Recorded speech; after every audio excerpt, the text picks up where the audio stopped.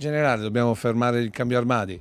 Assolutamente, anzi chi l'ha fatto è bene che vada a recuperare qualche capo pesante per i prossimi giorni, ma per i prossimi almeno 10 giorni. Altro che primavera, in Veneto torna il freddo inverno, almeno fino alla fine del mese, per via di un flusso d'aria che scende direttamente dal Polo Nord.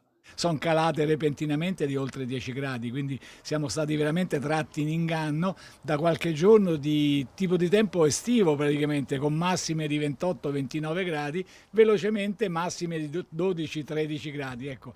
Freddo quindi che ci accompagnerà per questo fine settimana anche con qualche precipitazione. Per sabato pomeriggio potremmo avere un aumento della copertura, qualche isolata precipitazione e ancora qualche nevicata al di sopra dei 1300-1500 metri. Quindi non nevicherà ad Asiago, ma invece resterà imbiancato il Sacrario del Grappa, così come il Cesena e forse anche la Piana del Cansiglio.